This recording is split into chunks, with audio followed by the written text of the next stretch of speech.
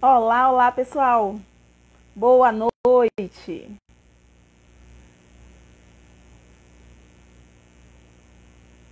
Olá, boa noite.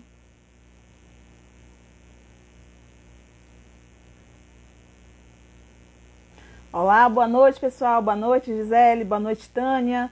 Sejam todos muito bem-vindos, todas muito bem-vindos. Que nós vamos iniciar lá, Edna. Bom estar aqui com vocês. Tem um tempinho que eu não faço live, que eu não estou aqui com vocês, né? Já tem um tempinho que a gente não aparece aqui ao vivo. Mas que bom, né, que a gente está aqui com vocês hoje, que a gente está aqui nesse bate-papo. Nós vamos hoje conversar sobre estratégias para a inclusão de pessoas com autismo. Olá, Gisele, obrigada, minha querida. Então, hoje nós vamos ter esse bate-papo. Espero que seja um bate-papo bem gostoso, bem agradável. Eu espero e conto com a participação de vocês, com as perguntas, com os comentários de vocês. Olá, Edna. Olá, pessoal. Olá, Clécia. Muita gente conhecida, colegas de trabalho, muitos colegas de trabalho, pessoas também que já foram meus alunos, minhas alunas. Então, tem bastante gente entrando, coisa boa. Nós preparamos para vocês, nós estamos preparando, né? Já tem um tempinho que nós fizemos o manual de inclusão. Nós fizemos o manual de inclusão, primeiro postamos para vocês quase 30 dias de conteúdo sobre o manual de inclusão de forma mais ampla. E o manual de inclusão deu muito certo, vocês deram um retorno bastante positivo, que estavam gostando do conteúdo e pediram que nós fôssemos mais específicos, né, nas orientações.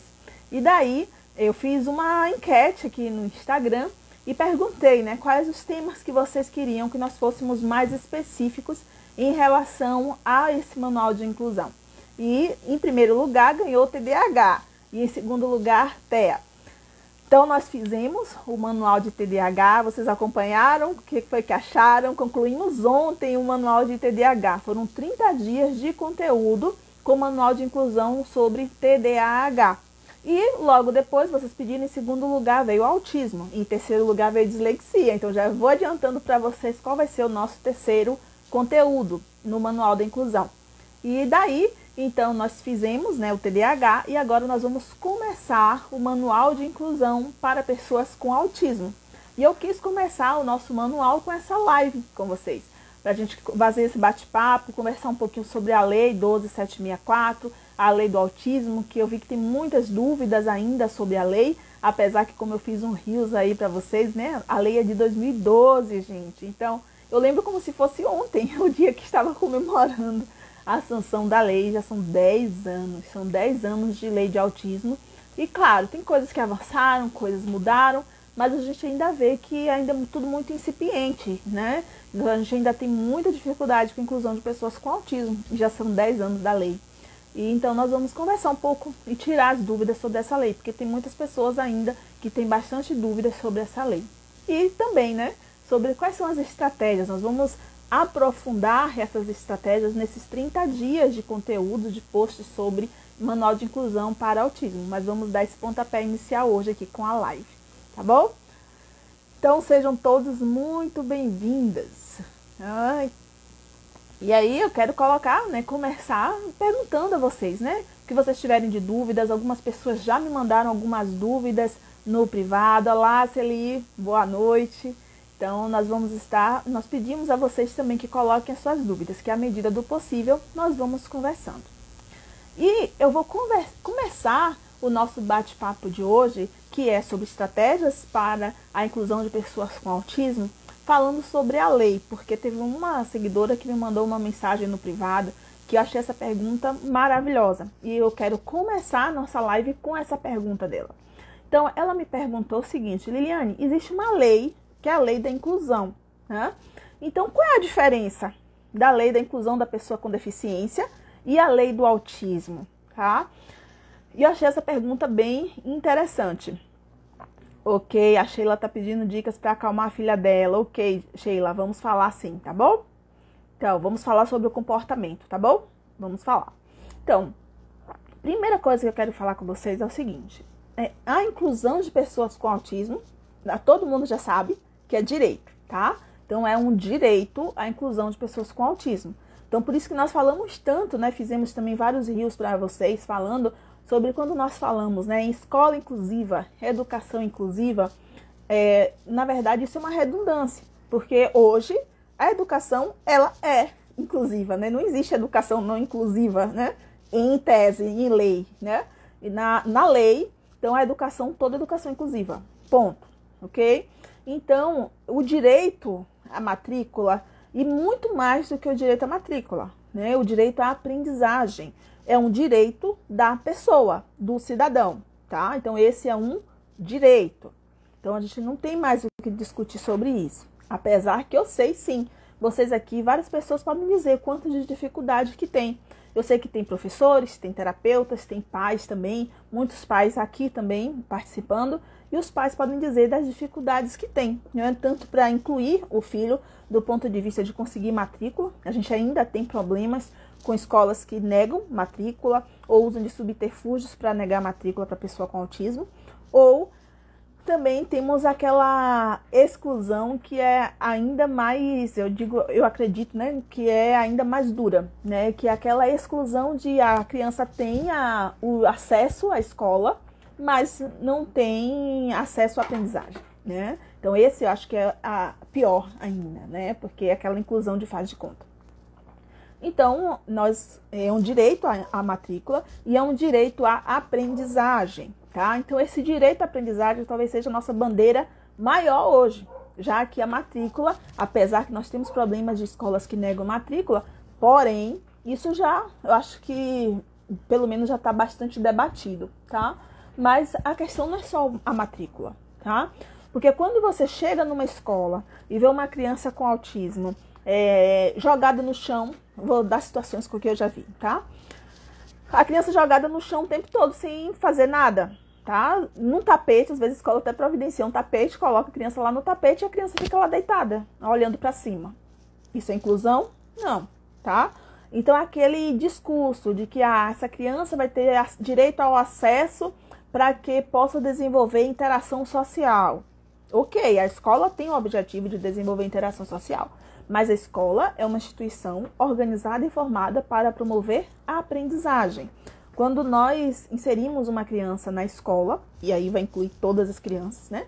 Independente dela ter dificuldades, transtornos ou deficiências, ela tem direito à aprendizagem, tá? Então, é um direito da criança. Então, quando você chega na escola e vê uma criança com autismo no chão sem fazer intervenção nenhuma, ou vou dar situações que eu já vi, tá?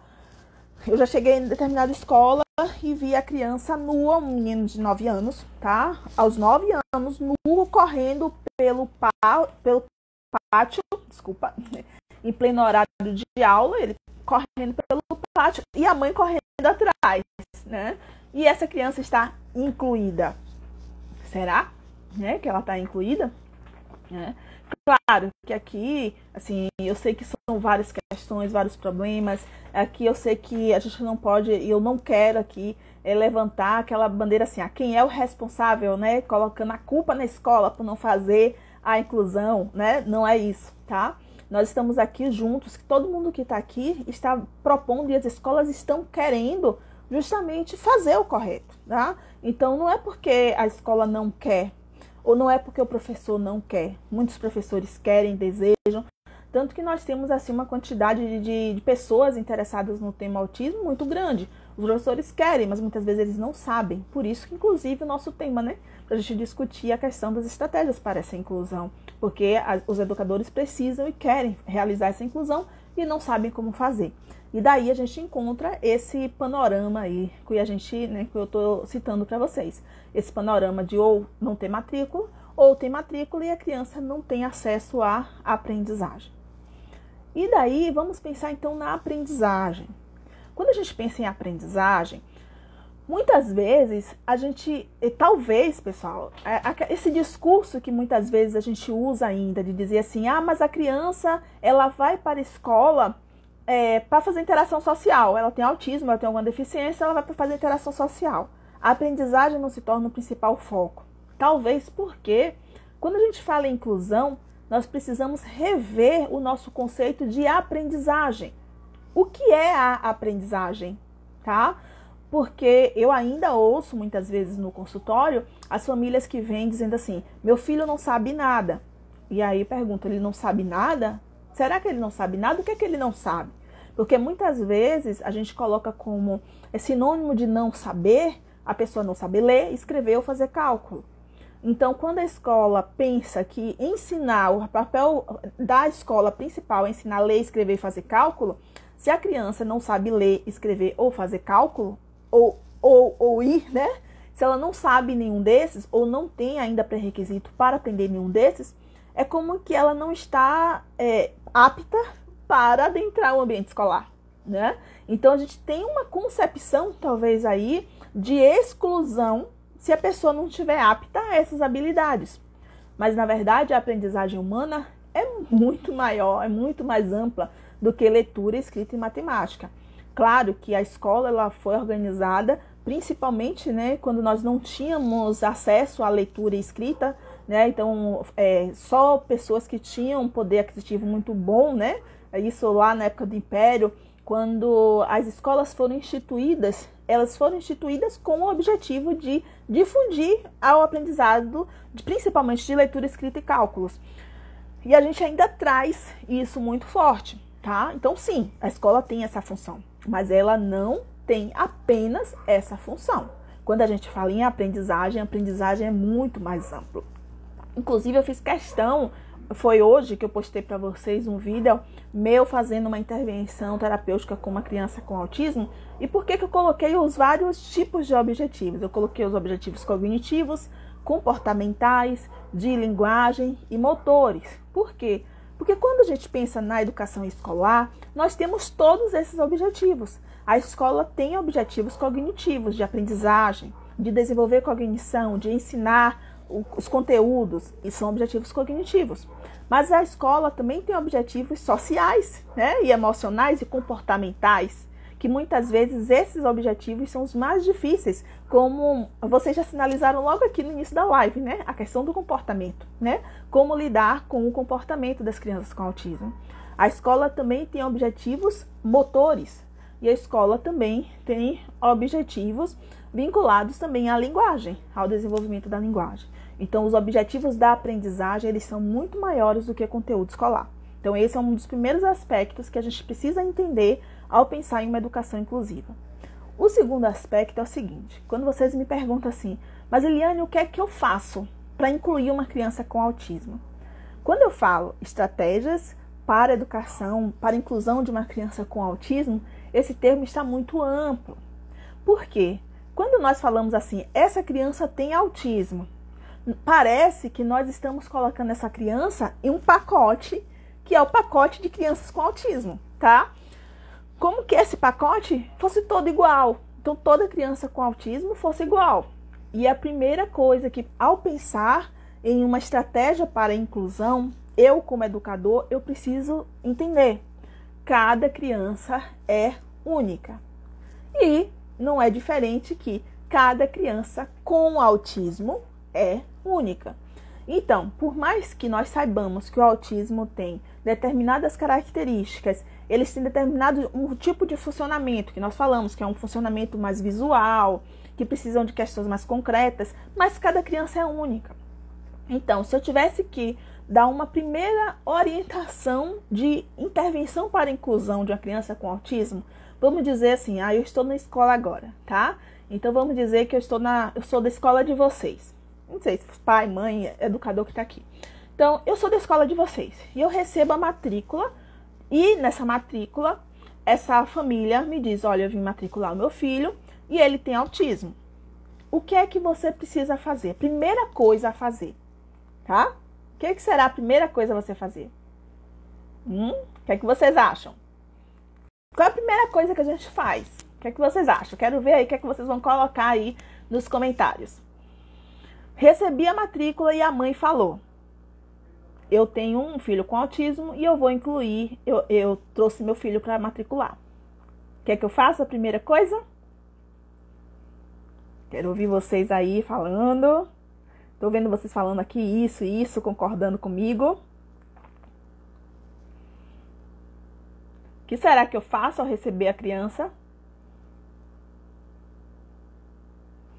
Quero ouvir vocês escreverem aí, vocês que têm, ou que já têm, né, na escola, crianças com autismo. Ao receber a criança, primeira coisa que você tem que fazer. vou dar o spoiler aqui enquanto vocês estão escrevendo. Primeira coisa para eu fazer quando eu recebo uma criança, seja ela com qualquer dificuldade ou não, tá? Eu falei sobre aqui. Minha filha tem uma resistência ao não. Gostaria de saber as principais diferenças entre os graus de autismo. Justamente, Sheila, é isso que eu iria colocar em relação ao grau, tá?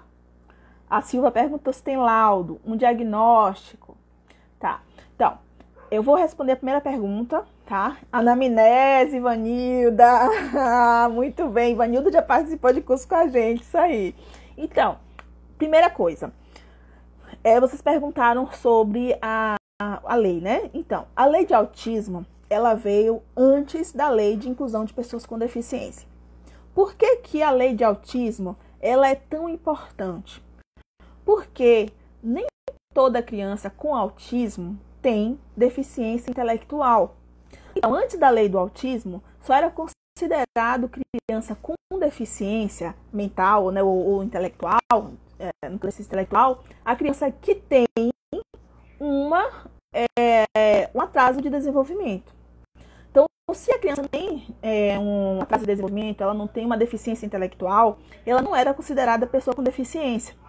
A partir da lei do autismo, então se classificou que toda criança com autismo, ela é uma pessoa portadora, uma pessoa com deficiência, tá? Então, a partir do momento que eu digo que ela é uma pessoa com deficiência, ela entra agora legalmente na lei de inclusão, tá? Então, um dos grandes ganhos principais, né, primeiros da lei de autismo, foi as pessoas com autismo como pessoas com deficiência, porque daí ela já está contemplada pela lei da pessoa com deficiência e daí lá na frente ela foi contemplada pela lei de inclusão. Então, e quando a gente pergunta o que é que a gente faz quando recebe essa criança, justamente a gente precisa entender os graus de funcionamento, que foi a pergunta da Sheila, né? Então, algumas pessoas colocaram aqui, pede o laudo, né? Ok, ótimo. Se essa criança tem acesso à terapia, se essa criança tem um diagnóstico fechado, ela precisa, sim, é muito importante que ela tenha o laudo. Porém, o laudo do médico, o laudo que fecha o diagnóstico, esse laudo, ele não é condição para que uma criança entre nas estratégias de inclusão, tá? Por isso que eu falo que, na verdade, a educação ela tem que ser inclusiva, porque eu não tenho que estigmatizar quem são os alunos de inclusão, eu também não gosto desse termo. Às vezes, nos relatórios que eu faço, para poder deixar mais claro, aí eu coloco nas orientações para a escola. A criança precisa ser orientada dentro da perspectiva da educação inclusiva ou da inclusão. Mas, na verdade, isso é redundante, eu não gosto desse termo. Porque a criança ela tem o direito às adaptações de aprendizagem, independente dela ter um laudo, independente dela ter um diagnóstico fechado ou não.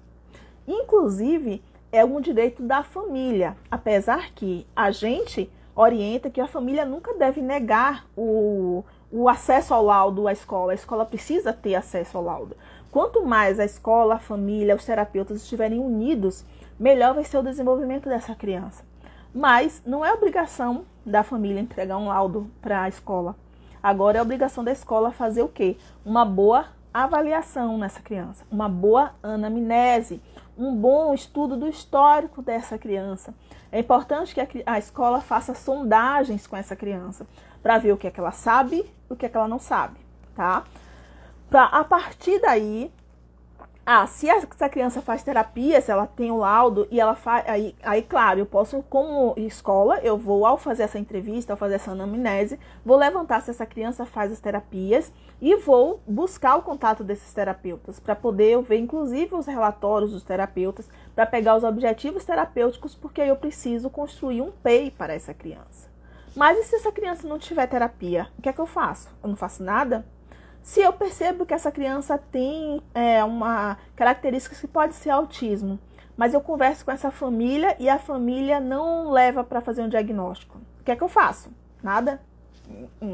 A obrigação da escola é ensinar, tá? Então a família tem a obrigação de levar na terapia, levar no médico, essa é a obrigação e também matricular na escola, né? E acompanhar essa matrícula e esse ensino desse aluno.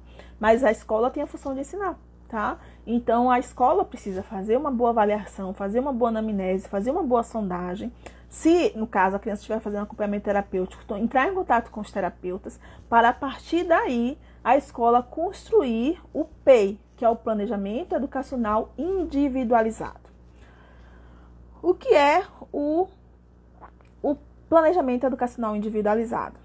Sim, Manuela disse, não deve esconder. Não, a família não deve esconder, tá? Mas é um direito da família não entregar o relatório, tá? Então, a escola também não pode negar o direito à inclusão porque a criança não tem relatório.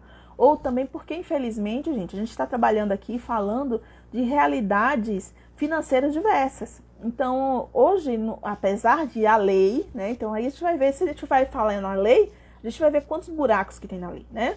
A lei diz que a criança tem direito ao acesso às terapias, ao médico, a todas essas intervenções. Porém, nós não temos profissionais na rede pública, né? Então, a gente não tem psicólogo muitas vezes na rede pública. Quando tem, é assim, uma sessão no mês, o que a gente sabe que é pouquíssimo. O psicopedagogo não existe na rede SUS, tá? Pouquíssimas prefeituras fazem concurso para psicopedagogia. A gente, muitas vezes, quando tem um fono no sistema de ensino, é que eu tô falando de escola pública e particular, tá? Então, assim, na escola pública mesmo, quando tem um fono, é um fono que atende um absurdo de gente. Então, a gente está falando do direito à inclusão não só de crianças, né, que têm acesso a essas terapias. E as crianças que não têm acesso, que não têm condições financeiras para ter acesso à terapia? A escola faz o quê? Nada. Então, a escola tem que dar um jeito de dar alguma conta daquilo ali. Não estou dizendo que a escola que vai ser responsável por tudo, mas pelo menos a parte dela ela vai precisar fazer, tá? Deixa eu ver aqui as perguntas de vocês aqui. As falas. A Manela falando que não tem profissional. Aqui a Sheila perguntando dos graus. Edna colocando, né, que pergunta se tem acompanhamento, coloca a importância desse profissional. Sim, Edna. Sempre é importantíssimo, né? A Edna falou aqui sobre o PEI. Né? A terapia é fundamental, né? Mas a gente tem essa realidade da escola pública que muitas vezes a gente tem crianças que não têm acesso, né, as terapias, né? Então, a primeira coisa, né, que eu coloquei para vocês eu tenho que fazer uma boa conversa com essa família, conhecer essa realidade dessa criança, orientar muitas vezes essa família sobre as questões até de acesso aos direitos da pessoa com deficiência.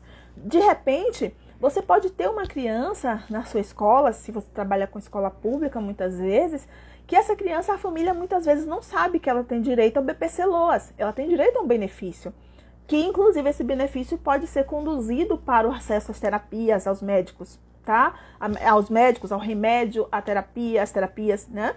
Então, se você é um educador, recebe essa criança, isso falando da realidade da escola pública, e você sabe essa criança tem sinal de autismo, ou a família diz que ela tem autismo, e você pergunta a essa família, ela tem BPC-LOAS? Você já procurou o INSS para buscar o benefício dessa criança? Então imagine só nisso o quanto que ajuda você pode dar a essa família, tá? A essa criança, tá?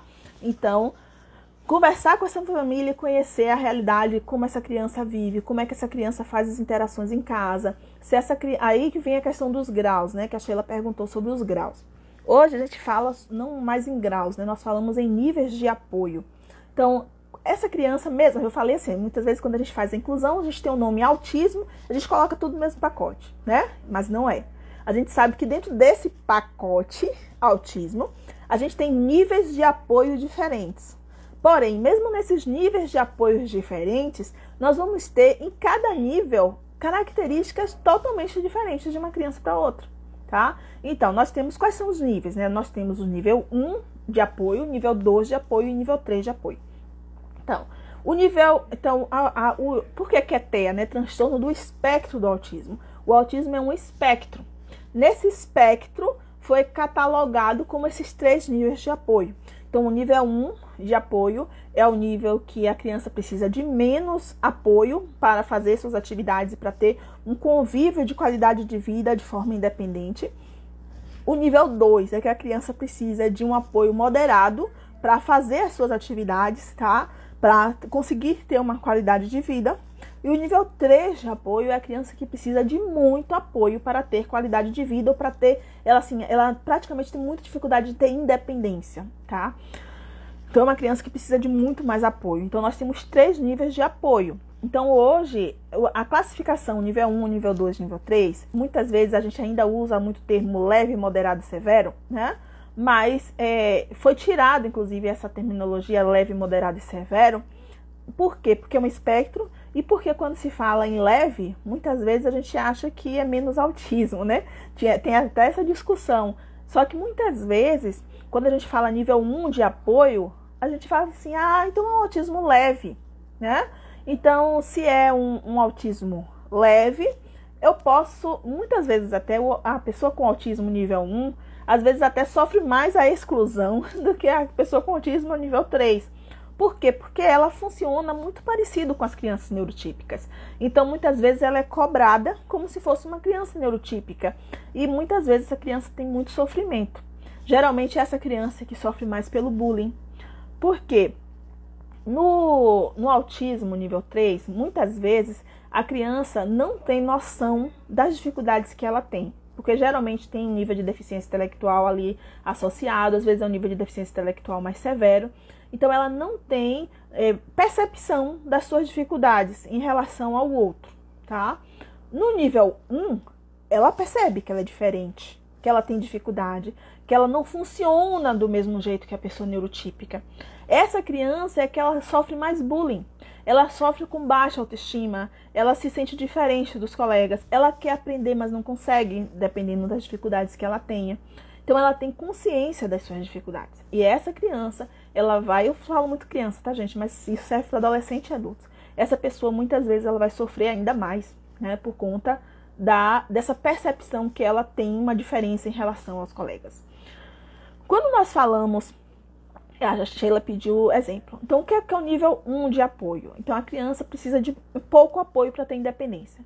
Então, geralmente é uma criança que, geralmente, ela é verbal, ela consegue falar, né? Ela consegue interagir com seus pares, apesar de ter dificuldades ou resistência à interação, mas ela consegue, em algum nível, interagir. Essa criança, ela muitas vezes, ela consegue ter autocuidado, né? Então, ela consegue ir no banheiro sozinha, ela consegue se alimentar de forma independente. Então, ela consegue ter algumas ações de autocuidado de forma independente. Mas muitas vezes ela vai precisar de apoio. Muitas vezes esse apoio aparece como? Às vezes ela pode ter dificuldade, vai para o banheiro. Eu estou dando um exemplo aqui, colocando meu filho. Meu filho é nível 1. Então, meu filho tem 15 anos. Ele sabe tomar um banho sozinho, mas ele precisa de apoio muitas vezes para o banho. Porque senão ele fica mais de hora no banheiro e esquece que ele está tomando banho, tá? Então, essa pessoa, por mais que ele tenha visualmente uma independência, mas ele precisa de algum apoio. Ele sozinho não consegue se virar na vida, vamos dizer assim, né? Então esse é o nível 1, né? Mas assim, ele até consegue, tá? Mas ele vai ter dificuldade. Ele precisa, aí vem, né, o papel dos terapeutas e todo esse processo de aprendizagem para que chegue ao nível de independência. Mas ela vai requisitar muito mais apoio de uma pessoa cuidando ali até uma determinada idade do que uma criança neurotípica, tá? O nível 2. É assim, né? O nível 2, essa criança vai precisar de mais apoio para fazer atividades de cotidiano. Então, geralmente, essa criança já pode ter dificuldades verbais, né? Então, se ela não consegue o nível 1, vamos dizer, o nível 1, ele expressa se ele tá com dor, o que é que ele quer comer, né? Então, só o fato de ter linguagem desenvolvida, a própria linguagem, a função de linguagem e comunicação já ajuda muito no processo de inclusão, né, dessa pessoa na sociedade. Então, o nível 2, muitas vezes, ele já vai ter mais dificuldades na linguagem. Então, uma criança que pode ter linguagem desenvolvida, mas tem linguagens com mais dificuldades, que a gente chama da linguagem com dificuldade na pragmática, ou seja, ele até fala, mas ele tem dificuldade de relatar um fato, ele vai ter dificuldade de expressar o seu desejo, as suas vontades, tá? Então, muitas vezes, ele vai ter maior comprometimento na linguagem. O nível 2, muitas vezes, ele vai precisar de muito mais apoio para fazer as atividades cotidianas, tá? Então, o nível de apoio, assim, para ele ter total independência, assim, ele não vai conseguir se virar, né, sozinho, tá? Ele vai precisar de muito mais apoio. E o nível 3 é aquele nível que não consegue ter independência ainda, tá? Então, ele não consegue usar o banheiro de forma independente, ele não consegue tomar banho de forma independente, ele não consegue ter independência para se alimentar, tá? Então vamos pensar aqui na alimentação, né? O nível 3, vamos dizer que essa criança não consegue se alimentar sozinha.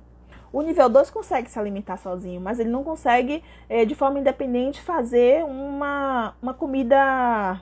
Eu tô pensando aqui numa criança já pré-adolescente, tá? Então que ele já consiga, por exemplo, fazer alguma coisa no fogo, tá? O nível 2, mais ou menos, ele já vai ter mais dificuldade ou não vai conseguir. Ele pode até fazer um lanche, um suco, mas desde que treinado, né? Mas vai ter mais dificuldade. O nível 1, ele já faz suco, ele já consegue fazer essas coisas sozinho. Mas precisa que alguém tá ali dando um apoio a ele, ou lembrando a questão do tempo. Então, assim, é muito difícil, né, expressar. Por quê? Porque cada nível é um nível. Para nós, terapeutas, a gente leva em consideração a necessidade de apoio. Claro que o DSM nos dá listado, né, quais são as características de cada um dos níveis para poder a gente definir a criança. Mas muitas vezes, quando a gente vai conversar com a família, a gente percebe como é difícil, às vezes, colocar no nível, né? Por exemplo, colocando meu filho é nível 1, mas tem coisas que, assim, ele precisa de tanto apoio em muitas coisas que eu digo, como é que ele não é nível 2, já que ele com 15 anos ele não teria independência de viver sozinho, né? Claro, o que um adolescente de 15 anos, né, consegue fazer sozinho? Que ele não consegue fazer. Então, até que ponto, né? Esse nível 1 é tão leve assim, né?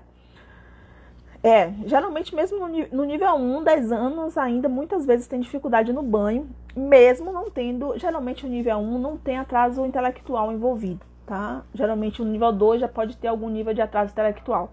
O nível 1 geralmente não tem atraso intelectual, mas mesmo assim os déficits de funções executivas são grandes e gera essas dificuldades na qualidade de vida, na independência. Tá? Então, eu falei sobre a primeira coisa, isso aqui a gente está falando só do primeiro aspecto, gente, que é a questão de conhecer a criança. Então, avaliei a criança, conheci a criança, conversei com essa família, conversei, verifiquei se essa criança tem terapeutas, se essa criança usa medicação. Saber sobre a medicação é fundamental, porque eu posso ter uma criança que muda de comportamento na escola e muitas vezes eu não sei por que ela mudou de comportamento. E quando eu vou ver com a família, isso é muito comum na terapia. A gente percebe que a criança mudou o comportamento e a família não diz nada pra gente, mas a gente percebe e conversa com a família e a família às vezes resolveu tirar a medicação. Ou acabou a medicação e a família não deu mais. Ou a família não voltou mais para o médico e acabou a receita, né? Então, se eu tenho essa conversa com a família, eu sei se a criança está usando medicação, que horas é que ela usa a medicação. Então, eu preciso conhecer, tá? Então, a primeira coisa é conhecer a criança e a sua família. Essa é a primeira estratégia para a inclusão. Ao conhecer, aí a segunda coisa que eu vou fazer é o quê? Construir o planejamento educacional individualizado.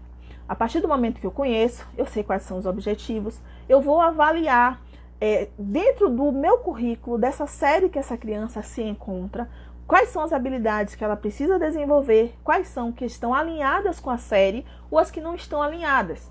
Porque eu posso ter criança que precisa de adequação curricular e eu posso ter criança que precisa de adaptação de material, que são coisas diferentes. E eu posso ter uma criança com autismo que não precisa de nada disso, tá? Então, o que é adequação curricular? É uma mudança de currículo. Então, essa criança está numa série onde ela não consegue acompanhar aquele currículo. Então, eu preciso alterar o currículo, mesmo a criança estando naquela série, ok? Então, isso é adequação curricular. O que é adaptação de material? Eu posso ter adaptação de material junto com adequação de currículo ou não. Por exemplo, então, essa criança precisa de uma mudança de currículo e junto com essa mudança de currículo, ela não consegue ter acesso a esse currículo se for usando caderno, lápis, papel, o que geralmente a escola trabalha. Então, eu preciso adaptar os materiais para que essa criança tenha acesso a esse conteúdo, tá? E eu posso ter uma criança que consegue seguir o currículo da escola, mas ela não consegue seguir o currículo quando ele é apresentado com aquele tipo de material. E daí eu preciso fazer adaptação de material, mas não adequação de currículo. E daí eu vou saber, como é que eu vou saber se essa criança precisa de adequação de currículo ou adaptação de material? Aí sim, a avaliação dos terapeutas vai ser fundamental, a orientação médica, e tudo isso tem que estar registrado no PEI. Então eu tenho que construir o PEI com tudo isso muito bem registrado. Até porque muitas pessoas me perguntam assim, mas Liliane, como é que vai ser a questão da nota? Como é que vai ser a questão do histórico escolar dessa criança? Se ela não faz avaliação com nota, ela faz avaliação de relatório, e como é que eu vou registrar no histórico escolar dela?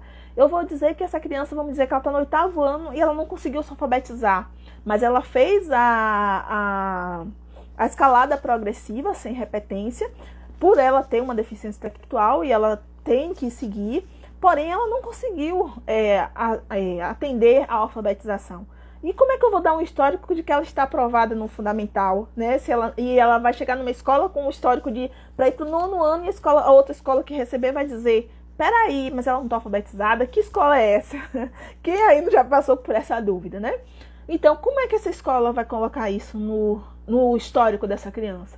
Ela vai ter que colocar no histórico que essa criança tinha um PEI, ela deve encaminhar esse PEI. O PEI é um documento que deve ser encaminhado junto com o histórico dessa criança, para a escola que receber entender e seguir adiante com esse PEI, tá? Então, todas essas questões legais, elas vão estar vinculadas com o PEI. O PEI é um documento, tá? No PEI, vai precisar ver o que é que tem de material adaptado, de currículo adaptado, quais são as estratégias para que dentro desse currículo ou desse material adaptado, né, essa criança precisa de apoio de linguagem. Aqui alguém me perguntou sobre o AT, tá? Assim, a escola pode exigir o AT? A Silvia perguntou assim, ela informou, né? Tem escolas que exigem o AT. Existe uma diferença entre AT, que muitas vezes a gente usa o termo AT, que é atendente, ou atendente. Esse AT, muitas vezes, ele é uma pessoa que tem a formação em aba e ele faz a aplicação de aba mesmo no ambiente escolar. Porém, a escola não pode exigir isso. Ao contrário, a família que pode exigir que a escola forneça um mediador escolar especializado, porque isso está na lei. Então, toda criança com autismo precisa de mediador escolar especializado? Não, isso tem que estar no PEI também, tá? E geralmente quem pede o mediador escolar especializado são os terapeutas e o médico. Então, se os terapeutas e o médico colocou lá no laudo da criança que ela precisa de mediador escolar especializado, então a escola que é responsável em colocar o mediador escolar especializado para atender aquela criança. Me mandaram hoje a pergunta: Liliane, cuidador, tá? Então, o cuidador na escola é função... Quantas crianças com autismo o cuidador pode tomar conta? Me mandaram essa pergunta hoje. Primeira coisa, a gente está falando de coisas diferentes. A gente tem o AT, que muitas vezes, quando a gente usa o termo AT, é um profissional em aba, né, que faz o acompanhamento, que continua o processo terapêutico dentro da escola. Esse é o AT. Nós temos o mediador escolar especializado, que é o profissional que trabalha pedagogicamente junto com o professor para poder fornecer condições para que essa criança tenha independência e tenha aprendizagem. E nós temos o cuidador. Então, toda criança com autismo precisa de um cuidador? Não. Lembra dos níveis de apoio, nível 1, 2 e 3? Geralmente, qual é a criança que vai precisar do cuidador? Geralmente é o nível 3, tá? Nível 2 pode, em alguns casos, precisar, mas é difícil. Geralmente, o nível 3 vai precisar. Quem é o cuidador? É aquela pessoa que tem que estar... É a criança, né, que precisa de uma pessoa que precisa estar junto para ajudar a se alimentar, porque ela não se alimenta sozinha. Precisa, muitas vezes, ajudar no banheiro, ajudar a trocar fralda. Crianças que têm muita dificuldade de aprendizagem de fralda, aprendizagem de usar banheiro. Então, essa criança precisa de cuidador, tá? Mas o cuidador é mediador escolar especializado? Não. O cuidador, ele cuida da criança, tá? Então, é aquela pessoa que vai cuidar para que a criança tenha acesso à higiene, cuidados, alimentações básicas. Já o mediador escolar especializado, ele é educador, ele tem uma função pedagógica, igualmente o do professor. Então a criança na sala tem o professor e a criança com autismo não vai ser educada pelo professor da sala, ele vai ser educada pelo mediador? Não. O professor da sala é o professor da criança. O mediador, ele faz a ponte para poder fazer com que a criança com autismo mantenha a atenção, para que ele consiga, ele dá esse apoio para que ele consiga fazer as atividades. Então ele precisa estar muito bem casado, né, com o professor para fazerem um trabalho em conjunto, tá? Então esse é o papel do mediador. O mediador escolar especializado, ele está na lei, tá? Então, ele está na lei de autismo, é um direito da pessoa com autismo. E é a escola que fornece mediador escolar especializado. Está na lei também, a escola pode cobrar valor extra, já que essa criança precisa de um mediador escolar especializado? Não, tá? A pessoa com autismo não pode ser cobrado nenhuma taxa extra diferenciada das outras crianças. Mas e quem paga o mediador escolar especializado? É a escola. Mas e com que dinheiro, já que ela está pagando mesmo que as outras crianças? A escola precisa fazer um cálculo de aproximadamente quantas crianças ela precisa com mediador escolar especializado, e esse valor do mediador escolar especializado, ele entra nos custos da escola, tá? Então, esse valor, ele vai ser, como a escola tem custos de água, luz, telefone, não faz parte das despesas da escola, né? Professores, coordenadores, faz parte da despesa da escola. Os mediadores escolares especializados também devem fazer parte da despesa da escola, tá? Uma outra orientação que a gente dá aqui, a gente já tem 40 minutos de live, a gente passa muito rápido. Então, uma outra orientação super importante que a gente dá para esse apoio aí na inclusão dessa criança é a seguinte, e me perguntaram isso, a criança, os outros coleguinhas devem saber que tem uma criança com autismo na sala? Sim, tá? E isso é um apoio importantíssimo, tá? Então, conversar com autismo, sobre autismo, conversar com os colegas sobre autismo, explicar o que é que está acontecendo, conversar com os pais dos colegas, tá? Sobre o que é o autismo e que tem uma criança com autismo e como ajudar, tá? Então, conversar com toda a comunidade escolar, as famílias, os colegas, todos os professores, todos os funcionários da escola têm que saber. Lembrem que essa criança, muitas vezes, ela sofre bullying. E muitas vezes ela sofre bullying de pessoas, dos colegas e até, às vezes, de funcionários que não sabem do que se trata. Usa termos pejorativos. Por que o funcionário que usa termo pejorativo, né? Então, ele usa termo pejorativo porque, infelizmente, a nossa sociedade, durante muito tempo, e até hoje, tem muito preconceito com as pessoas com deficiência. E nem entendem. E acha que usa termos pejorativos, por exemplo. É muito comum, muitas vezes até educadores usarem o termo especial, a criança especial, tá? Então, criança especial já é um termo que cai em desuso, tá? Porque a gente chama hoje pessoas com deficiência, é isso que está na lei, é assim que a pessoa tem que ser chamada, tá? A gente sabe que tem pessoas que muitas vezes veem uma pessoa com autismo e dizem assim, ela é doentinha, ele é doente, tem que ter cuidado com essa criança porque ele é doente.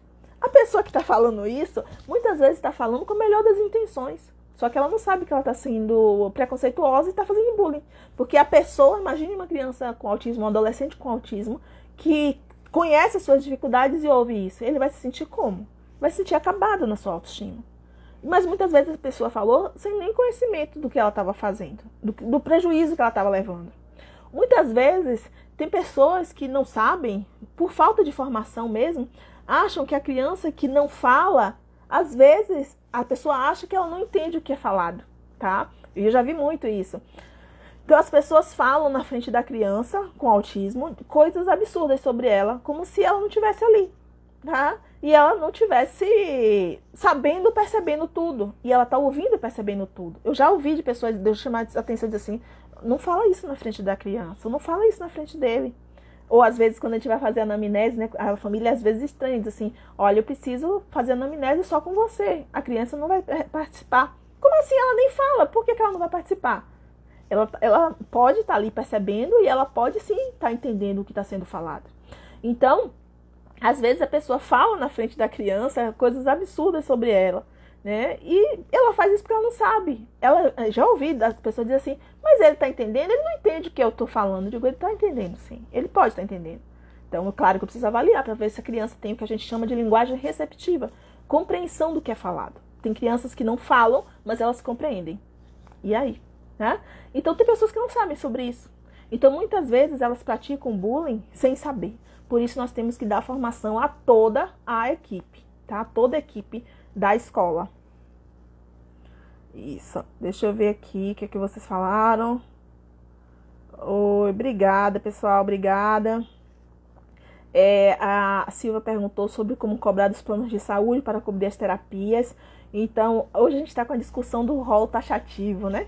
Porque até agora, pelo rol normativo, a gente tem, muitas vezes, hoje a pessoa com autismo tem, pela lei, direito a cobrir todas as terapias e entrando com o processo judicial, judicialmente a família ganha o direito do acesso à terapia, né? E estamos aí justamente nesse problema aí, com essa tentativa de mudança da lei para que o rol deixe de ser taxativo, né, e seja normativo, e com isso, deixe de ser normativo e seja taxativo, né? E daí a gente perca esse direito, tá? Mas hoje o direito às terapias pelos planos de saúde, a gente consegue legalmente, tá? Agora, muitas vezes, por exemplo, psicopedagogia não é coberta pelos planos de saúde. Então, as famílias muitas vezes vão ter acesso ao psicopedagogo através de uma liminar da justiça. Então, precisa entrar na justiça para poder conseguir o atendimento. Mas, na maioria das vezes, consegue, tá? Então, mas vamos lutar para que não mude aí esse rol do normativo virar taxativo, porque aí nós vamos ter mais dificuldade, né? Pessoal, já estamos em 45 minutos, estamos terminando a nossa live, então vai ficar gravado, tá? Na verdade é uma conversa inicial, eu quero que vocês mandem as perguntas, coisas que vocês não pude responder aqui. Nós vamos ter 30 dias de conteúdo, a questão de falar preguiça, e às vezes usa esse termo, tá? Às vezes a pessoa vira pra criança e diz, você é preguiçosa, você é burra, infelizmente a gente ouve desse tipo de coisa, né? Então... E muitas vezes a pessoa está falando isso não é com a intenção de ofender. Na verdade, a pessoa está falando por falta de conhecimento, como a Sheila está falando aqui agora, e com a intenção de ajudar, né? Então, achando que falando dessa forma está motivando a criança, mas na verdade está acabando com a sua autoestima, né? Então, está gerando uma baixa autoestima, né? Então, pessoal, nós vamos ter 30 dias, né, onde nós vamos estar fazendo esses posts sobre estratégias de inclusão para pessoas com autismo. Nós estamos aqui nessa live convidando vocês também, que nós vamos ter o curso. Nós estamos com um curso aberto, Estratégias Educacionais para Pessoas com Autismo, baseado em aba e ensino estruturado. Então, eu sou formada, no caso, sou pedagoga, psicopedagoga, neuropsicóloga, tenho especialização em autismo, tenho vários cursos de formação em aba e estou concluindo minha pós em aba. Então, eu trabalho com as crianças no consultório, associando, né, o conhecimento do ensino estruturado e aba. E é esse conhecimento que a gente quer estar divulgando com vocês através do curso. O curso Intervenções Educacionais para Autismo, baseado em aba e ensino estruturado. Esse curso vai acontecer no dia 22, começa dia 22 de março. São 4 encontros de 3 horas, certificado de 30 horas, onde a gente vai aprofundar como trabalhar com criança com autismo. Eu sou professora, posso fazer? Deve. Professora de AEE, pai, mãe, pode e deve fazer. Nós vamos estar falando sobre os princípios da análise do comportamento aplicada, os princípios do ensino estruturado, como fazer o PEI, como adaptar materiais de acordo com os níveis de formação, né, os níveis dos graus, né, de autismo dessa criança, como é que eu posso fazer essa avaliação e daí eu construir o PEI adaptando materiais para esses níveis de ensino. Então, o curso está bem completo, a gente já ministrou esse curso em outros momentos e a gente vai estar fazendo esse curso com vocês, tá bom? Então, as inscrições estão abertas, a inscrição é pela plataforma Simpla e como eu prometi para vocês, hoje, né, o investimento do curso hoje está por R$400, tá? Então, até o dia 8, a gente estava com preço promocional de 300, só que agora já foi para R$400. Então, hoje, assim que terminar a live, para quem participou aqui dessa live, eu vou estar abrindo hoje, vão ser 24 horas, tá? Então, só hoje vai estar aberto lá a inscrição por R$300. Você pode dividir em até 12 vezes, tá? Então, dividindo por 12 vezes dá R$30 no mês, tá? Então, eu tenho certeza que o curso vai te agregar tanto conhecimento, que é muito mais do que esse valor. Esse valor, né, para você, em relação ao que você vai aprender, o que muda na sua vida após esse curso, eu garanto a vocês que realmente vai fazer uma diferença enorme na educação dos seus alunos, do seu filho, dos seus pacientes, tá bom? Então, eu vou, assim que terminar a live, eu vou lá na Simpla para poder mexer lá, porque se você entrar agora vai estar lá de R$400, eu vou estar mexendo para deixar 24 horas disponível a inscrição por R$300, tá bom? E tem uma questão, muitas pessoas me perguntaram, Liliane, o curso vai ficar gravado? O curso é online e ao vivo. Nós fizemos para atender essas pessoas que não podem, vai acontecer sempre, são 4 terças-feiras à noite, tá? Para a pessoa que quer rever o curso, quer ver novamente, quer tirar dúvidas ou não pôde assistir, quer rever, nós vamos fazer uma inscrição na plataforma Hotmart, onde a pessoa fez o curso, tá? Então, se a pessoa fez o curso, quer rever, vai fazer o pagamento apenas de uma taxa de R$20 apenas, para poder ter acesso a 2 meses à gravação do curso, tá? Então, a pessoa tem acesso aos 2 meses de gravação do curso. Eu não fiz o curso, eu vou ter acesso a essa gravação? Não. Essa gravação é exclusiva para quem foi aluno do curso, e aí ele tem direito ao acesso por essa taxa de R$20 para o curso. Esse curso não é dado de forma gravada, eu não vou deixar ele gravado, nem vou vender em outro momento de forma gravada. É um curso que eu faço questão de ser ao vivo, para poder eu conhecer as demandas das pessoas que estão ali, e eu vou adequando o curso. Eu tenho um currículo, mas dentro desse currículo a gente vai adequando de acordo com a demanda do grupo que veio para a classe, tá bom? Então, pessoal, o curso será online, tá? O curso vai ser online pelo Zoom. É ao vivo, mas online, tá bom? Então, é isso, pessoal. Então, espero que vocês tenham gostado. Deixe suas perguntas, deixe seus comentários lá no direct. Coloca lá suas dúvidas para poder a gente dar profundidade e acompanhe aí que a gente vai ter esses 30 dias aí com posts sobre estratégias para a inclusão de pessoas com autismo, tá bom? Olá, Edna, tô te esperando no curso, tá bom? Celi já tá com a gente, já tá inscrita, né? Já tem pessoas aqui que já estão inscritas no curso, que estão aqui já acompanhando a gente com a live, tá bom? Então eu espero vocês, aproveita que vai ser só 24 horas com esse preço promocional de R$300. Amanhã à noite já volta para 400, tá bom? Então, pessoal, beijo, boa noite, obrigada e até a próxima. Tchau!